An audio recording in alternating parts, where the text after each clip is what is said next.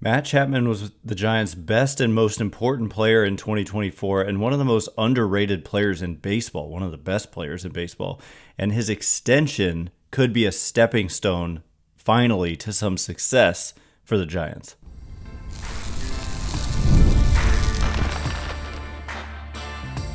You are Locked On Giants, your daily San Francisco Giants podcast. Part of the Locked On Podcast Network, your team every day. Hello and welcome to Locked On Giants, part of the Locked On Podcast Network, where it's your team every day. My name is Ben Kaspick, and on this show we provide daily episodes Monday through Friday, talking about the San Francisco Giants in a way that's data-driven and rational, but also simple, passionate, and accessible to all. I'm a former contributor for the baseball statistics and analysis websites Beyond the Box Score and RotoGraphs. I've been podcasting about the Giants since 2015, been hosting this show for over 5 years, and I'm a lifelong Giants fan. Thank you for making Locked On Giants your first listen every day. We're free and available wherever you get your podcasts, including YouTube, so check us out there if you have not already, and please hit that subscribe button wherever it is that you're following the show. This episode is brought to you by Booking.com. Booking.com, booking.yeah. The right stay can make you a fan of any city, even your baseball rivals. Book today on Booking.com, the official accommodation partner of Major League Baseball. Get the Booking.com app today. And coming up on today's show, Matt Chapman was the Giants' MVP in 2024, and Farhan Zaidi is out as Giants president of baseball operations. Buster Posey, shockingly, is in. So Zaidi no longer is going to have any influence on this team, but the signing of Matt Chapman to begin with, and to be clear, reporting was a little bit conflicting on, the extension getting done and how much involvement Zaidi had. Basically, Scott Boras, Matt Chapman's agent, says that Zaidi and Boras were the ones who got this deal essentially done, and that Posey just had a small part at the end to get it over the finish line. But just signing Chapman in the first place, because you're obviously not in season extending him if you didn't sign him in the first place. And so I think that based on the numbers, and let's just get right into me kind of backing up my statement that he was not just the Giants' best player, but one of the best players in the game, certainly one of the best third basemen in the game. By Baseball Reference, Matt Chapman was the second most valuable player in the National League, behind only Shohei Ohtani at 7.1, what we call B WAR, Baseball Reference WAR. And FanGraphs isn't quite so rosy, and I think that, frankly, that's a little more realistic. I think that I wouldn't say, based on what I saw, that Chapman was the second most valuable player in all of baseball, but he was certainly in the conversation. So if we look at, in the National League, if we look at FanGraphs, they have Shohei Ohtani number 1, Francisco Lindor number 2, Elly De La Cruz number 3, Ketel Marte number 4, and Matt Chapman number 5. And that kind of makes a little more sense to me. But regardless, FanGraphs says 5.5 wins above replacement, and Baseball Reference says 7.1. So let's call it, 6.2, and just kind of meet in the middle-ish. And essentially that is an excellent season. It's going to get you some MVP votes. And so it just got me thinking about, okay, let's look at the other third baseman in the game. And Matt Chapman, according to FanGraphs, was the second most valuable third baseman in the game, besides just Jose Ramirez. So more value than Rafael Devers, than Alex Bregman, than Jazz Chisholm, Eugenio Suarez, Manny Machado, Alec Boehm, Isaac Paredes, Nolan Arenado, and on and on and on and on. Austin Riley, who missed a lot of time, as did Max Muncy. But yeah, I mean, Matt Chapman was durable. He was good in all aspects of the game, above average. You look at, he had a 247 batting average. Well, guess what? The league average batting average in 2024 was 243. So, this is random, but I saw a clip of Will Clark, the great Will Clark, talking about hitters who are okay with hitting 240 or whatever in today's game. Guess what? Today's game is much harder than it was there, back in the 80s, and 90s. Today's the pitchers, it's like former players are not respecting enough that you're seeing like 95 mile an hour sliders and 104 mile an hour like splitters sometimes, just crazy stuff from these pitchers these days. And so that is why it's not because the hitters are just like, oh, I'm just going to sacrifice batting average because I want to just hit home runs all the time. Look, and I respect their input, and maybe that's part of it, but it's also partially that hitting is just harder. So anyway, Matt Chapman and his 247 batting average is not something to scoff at all. It was above Major League average. Major League average on base was 312. Chapman was at 328. Major League average slugging was 399, and Chapman was at 463, playing half his games at Oracle Park. One of the tougher hitting environments, especially for power in the league. He hit 27 home runs. It's the third time in his career he's hit exactly 27 home runs. And he also grades out as one of the better runners.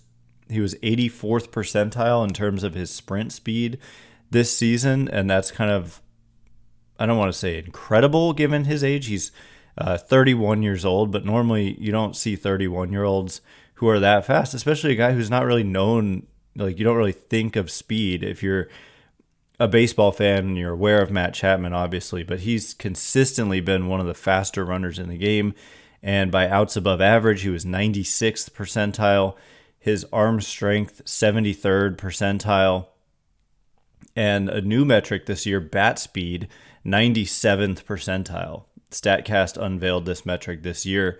Just across the board, I mean, the more that I look at this, the only concern that I have about this Matt Chapman extension really is the fact that he is going to be 32 in April and that it's a 6-year extension that starts in 2025. And so, you're dealing with a player's age 32, 33, 34, 35, 36, and 37 seasons. And so I was vocal about this from the beginning.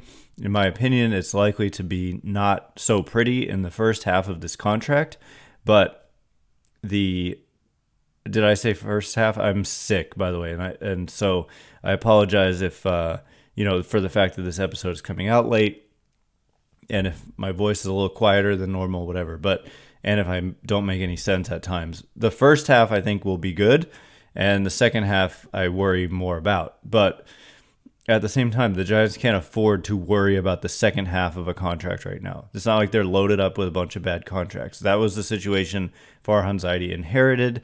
And when he leaves here, he leaves them with pretty much no significantly bad contracts on the books. You can say, I've heard Tom Murphy's deal described as an albatross, which I think is not what I would at all describe it as. He was the backup catcher, hurt himself like 13. First of all, we're judging a player 13 games into a season. That's insane.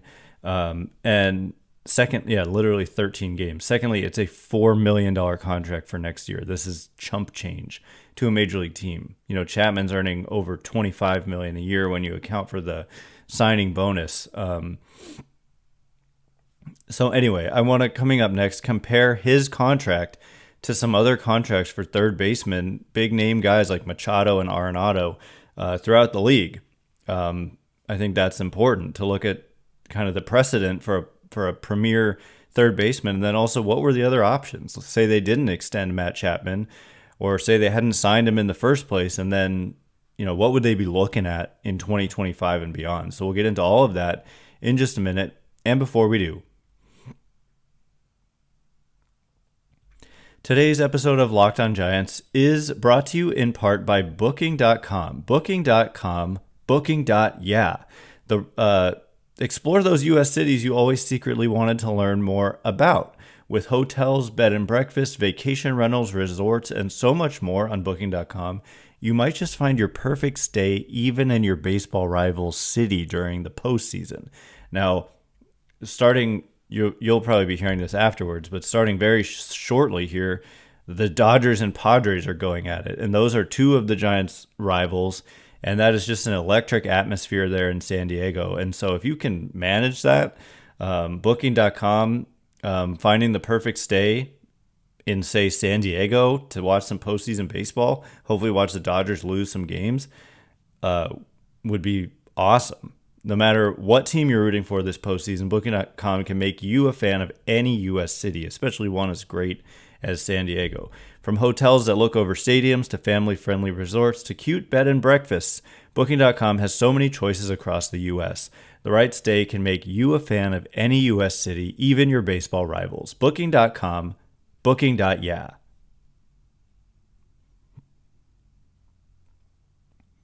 All right, here we go. We are going to look at the some contracts for other third basemen and then get into eventually what the Giants would be looking at had they not extended Matt Chapman.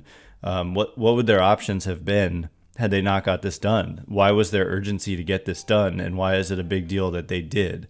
And so thanks again for making Locked On Giants your first listen every day.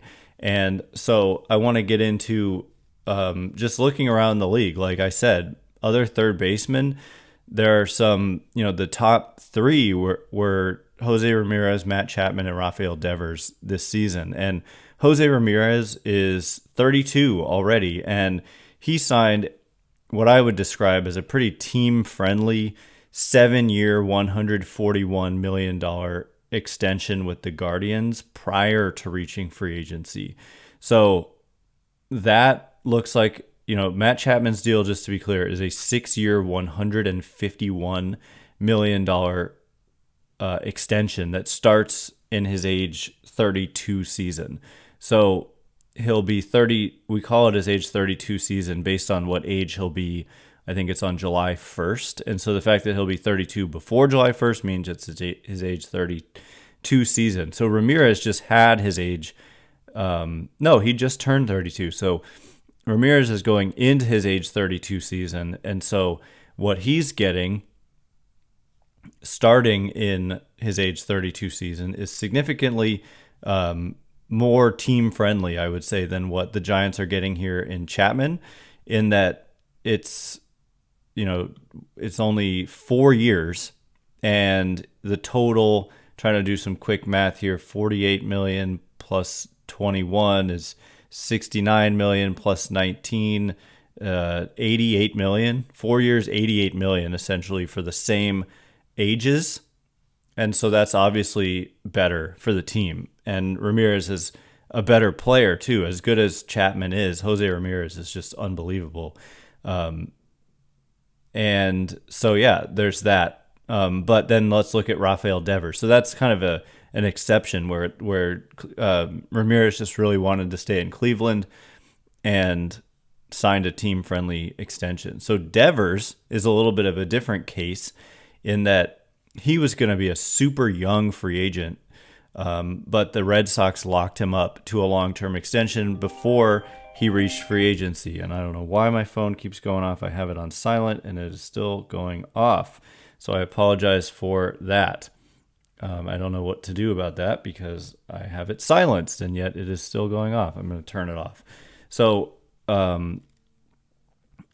Rafael Devers is signed to this massive extension. And a lot of that has to do with the fact that he is younger, right? He is younger. And so it's not always apples to apples. So we're going to keep looking until we find like probably the best comparison. But for Devers, I mean, we could look at this as to what is the contract starting at age 32.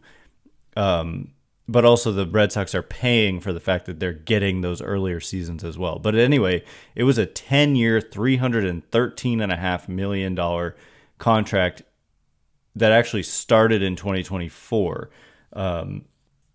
And he is only 27 years old right now. Actually, yeah, so he's going to turn 20. So he's going into his age 28 season. So he's got age 28, 29, 30, and 31. He's got 4 more seasons before he's entering that age 32 season. So that's enviable just to think of it in those terms. So that would be 2025, 6, 7, and 8. So then it's 2029 through 2033. 29, 30, 31, 32, 33. So it's a 5-year deal starting at age 32, and it looks like he makes $33 million a year over those 5 years. So 33 times 5, 165. So fewer years and a little bit more money for Rafael Devers, but again, they're getting these younger years, and that's a huge part of the value of this contract for the Red Sox, is that they're getting the younger years in addition to the later years. So both of these contracts so far look like ones you'd rather have than Matt Chapman's. I'm not saying Chapman's is bad, but I'm saying the Devers and Ramirez ones are especially attractive. Now, continuing to move down the list, Alex Bregman, when we get to looking at who are the free agents, who were the alternatives at third base, Alex Bregman is one of them. He's, in fact, now like the only big name free agent third baseman. So we don't yet have a market set for him. In fact, the Chapman contract may have helped set the market. It definitely helped set the market for Bregman, who's going to be going into his age 31 season. So a year younger in terms of age season than Chapman, but he hasn't yet gotten that contract, so we'll have to wait and see. But other players, I think the two more to look at are Manny Machado and Nolan Arenado. So Manny Machado, this is where you start to go, okay, the Giants have a better contract, like in terms of just the contract itself. You'd rather have 6 years and $151 million for Chapman than what I think, I said it at the time, was a crazy extension by the Padres for Machado. They gave him 11 years, $350 million starting in 2023. And so Manny Machado is already, I think he's going to be, he's a little older than Chapman. He's going to turn, it's his age 32 season, but barely, because he was born on July 6th. So he'll be 33 on July 6th, and he signed through 2033.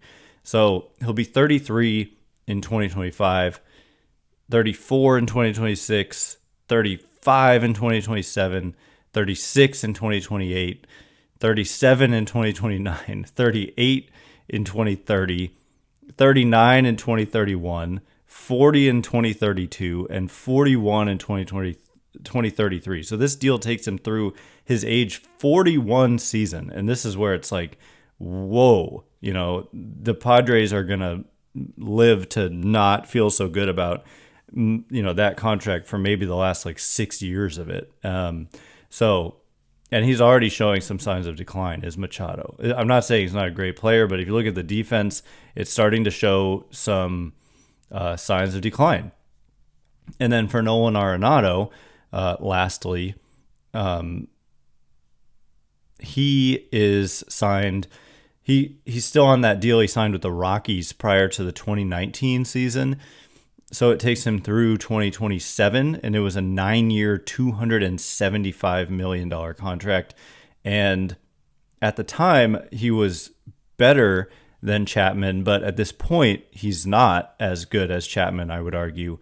And he's going to be entering his age 34 season, and he's got just 3 years left on the deal. So when it was his age 32 season, that was 2 years ago. So it's possibly a fair comp here, looking 2 seasons ago into this contract for Nolan Arenado. But so when I go back to, 2022, he was making 35, the last 6 years of this deal, 35 million, 35 million, 35 million, 32 million, 27 million, and then 15 million at the end. So that's 70, 105, 137, 162, and then 15 more, 167. 6 years, 167 million. So that's comparable to what Chapman did get here, but a little more expensive, and obviously inflation should have driven up prices. So I think like that might be the best comp is the last 6 years of the Arenado deal, and Chapman's deal comes in at a lower price for those 6 years, and were multiple that started in 2022, those final 6 years, and were, Chapman's deal doesn't start till 2025, and inflation and such. So anyway, I think all in all, it's a reasonable contract compared to some of these other guys around the league. Yeah, there are some that are better. There are some that look worse, but all in all, again, Chapman was one of the best players in baseball this year. And so, yeah, you might live to regret the last few years, but not as bad as what it looks like is probably going to happen with Manny Machado. I mean, we're 40-something years old. For that kind of money, we'll see how that plays out. He signed for almost a decade more. It is a decade more. It's like 10 seasons, counting this year. So anyway, coming up in just a minute, what would the Giants be looking at if they had not got this extension done? And even, let's say, if they had not signed Chapman in the offseason in the first place, because then they'd have less of a chance, I think, of signing him. So how signing him and extending him could reshape the Giants, and how it could be just that first building block towards finally getting them to where they need to be. So we'll explore all of that in just a minute. And before we do, today's episode of Locked On Giants is brought to you in part by our good friends over at FanDuel. Hey, NFL fans, you can start the season with a big return on FanDuel, America's #1 sportsbook. So when you get a hunch in the middle of the game, you can check out the latest stats, view live play-by-play, and so much more on the same page where you place your bets. You'll get started with $200 in bonus bets guaranteed when you place your first $5 bet. I'm over at FanDuel.com right now, and yes, sure enough, there's football, live football during the games. There's Major League Baseball. This game just getting underway between the Dodgers and Padres at the time of this recording, and I'm looking at World Series odds too. I mean, there's just so much you can check out. I like the Tigers at plus 1,000. I think that in a series where they're tied currently and going home, they have a solid chance of going to the ALCS, and when you have a solid chance of going to the ALCS, then anything can happen. I wouldn't probably bet on the Phillies being down 2-1 at this point. The Padres, to me, should probably be ahead of the Yankees. Maybe the Yankees have an easier path to the World Series, but the Padres at plus 460. Those are the ones that stand out to me as the two most attractive. So again, just visit FanDuel.com, America's #1 sportsbook. Today's episode is also brought to you in part by Game Time. Buying tickets to your favorite event shouldn't have to be stressful in and of itself, because the game is supposed to be fun, and the game is fun. And it's not just games either. We're talking tickets to comedy, theater, concerts, and any sport. And for me, I love traveling on the road to see the Giants. I did it many times this year. I even traveled on the road to check out a playoff game between the Brewers and the Mets. That Game 3, I was there for that. And Game Time makes the ticket buying experience just so much more enjoyable and easy. You get panoramic views from your seat, which is a big deal when you're going to a venue you haven't been to before. And also the Game Time guarantee means if you find tickets in the same section and row for less, Game Time will credit you 110% of the difference. So take the guesswork out of buying tickets with Game Time. Download the Game Time app, create an account, and use code LOCKEDONMLB for $20 off your first purchase. Terms apply. Again, create an account and redeem code LOCKEDONMLB for $20 off. Download Game Time today. What time is it? Game time. All right, here we go. We're going to look at some alternate realities where the Giants say didn't sign Matt Chapman to this extension, and what they would be looking at now at third base. As I see the news that Mark Melancon joins the San Diego State coaching staff. Very random, but I thought I was going to say the Padres coaching staff. So the free agent tracker up on FanGraphs is where I'm going to look here. And we're going to look at third baseman and see that it's just a super shallow list of players. I mean, it's unbelievable. It's Alex Bregman, and then the next best player by 2024 performance is Paul DeJong, who made a cameo on the Giants. I think it was last season, not 2024, but 2023. Man, and when I look down this list, I mean, there are still fans out there and writers, frankly, who talk about Matt Duffy as if he's some kind of good player, but that ship has long since sailed. JD Davis is out there. I mean, this is just a very weak third base class. And so I can see the importance of locking up a Matt Chapman here to this extension. And the fact that they did it and jumped the market. So I think Farhan Zaidi deserves some of the credit here. Not just, I mean, I think he deserves a lot of the credit because by, the Chronicle, San Francisco Chronicle's reporting, and according to Matt Chapman's own agent, Farhan Zaidi largely worked out this extension with Chapman before Buster Posey helped get it across the finish line. But the signing of Chapman in the first place, if they don't sign him in the first place, they don't get to extend him during the season. And so they would be looking at needing a third baseman going into 2025 and beyond, and being like, there's two guys out there, Brett and Chapman, unless some other team gave Chapman a multi-year. That's why I'm kind of scratching my head. Like, I'm surprised Chapman had to settle on the deal he settled on with the Giants, given that the next year's free agent class was headlined by Alex Bregman, and then that's just about it. Like, I mean, there are some middle infielders. There's Willy Adames. There's some first basemen, Pete Alonso, and I just had him in my sights here. Christian Walker. There's some outfielders, but there's not a lot of third basemen.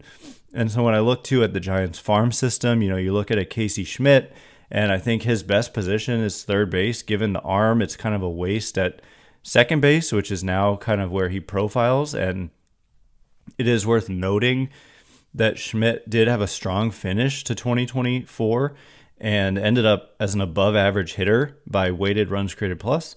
But at the same time, could you rely on that? Like, as a team that's trying to compete, maybe Schmidt would have got more playing time this year had they not signed Chapman. So I don't want to act like that wasn't a possibility, that, signing Chapman didn't block certain players from getting an opportunity.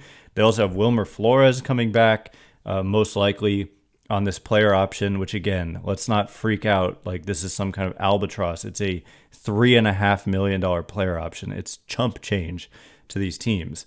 And other players who are in their minor league system who kind of profile at third base, I guess Marco Luciano could have been a position that he naturally moved to, given that it became pretty clear that third base wasn't going to work out for him defensively. And other than that, I mean, there's just not a lot of answers. You're looking at, like I said, I mean, could Tyler Fitzgerald have been that guy? I don't know if that's the best position for him. It could be not shortstop. So they had some in-house options that they could have looked at. But in terms of if you want to get an established good player, then, I mean, I haven't taken a good hard look at the trade market. And if there are some third basemen out there who are kind of impact players who may be available this offseason. But, the Giants were looking kind of like in desperate need of a third baseman if you started to look past 2024 and even in 2024, right? Like, the plan was JD Davis, who ended up, we all know what happened there when he kind of got hosed out of some money with the way that they handled it. But it was kind of, in my opinion, I said it at the time, it was JD Davis's agent's fault more than anything that situation unfolded the way that it did, not the Giants being cheap or whatever. It was a bad look, I think, optically for the Giants. But at the same time, if they had just settled and not gone to arbitration, then this never would have happened. And so they should have done whatever they could do to settle. And anyway, the point is the Giants needed Matt Chapman. He came through with a huge season. The fact that Farhan Zaidi and the front office signed him in the first place allowed them, whether it was Zaidi or Posey or both, and it sounds like both, and other efforts as well, I'm sure, ownership as a whole, to get this extension done is a big deal. And I think that I talked about this yesterday, but like brick by brick, they need to build a roster that is attractive and entertaining and competitive. And I look back to the Padres when they originally signed Manny Machado to a 10-year, $300 million deal many years ago. And I know I just said he's got a new 10-year, $300-something million deal, but he had to opt out after 5 years, and that proved really costly because he threatened to opt out, and instead they added another guaranteed 10 years instead of the 5 years that were left.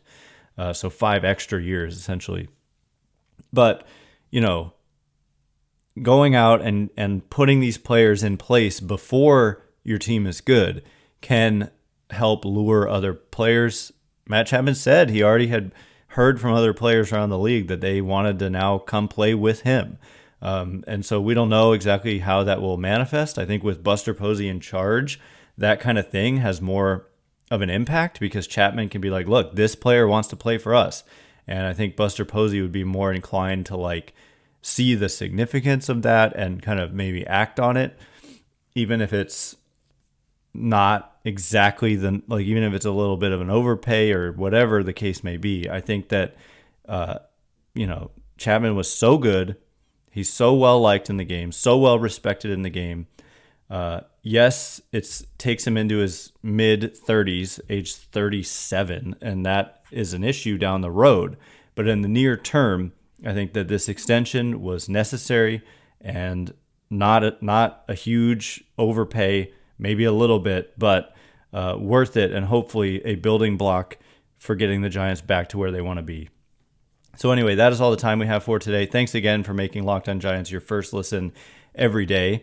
Once again, my name is Ben Kaspick. Check me out on Twitter or X at Ben Kaspick, Kaspick. If you like this show, please consider rating it or leaving a review. It helps me out a lot, so thank you in advance, and thank you to everyone who's done so already. I can't wait to be with you again tomorrow. Thanks again for listening. You are now Locked On Giants.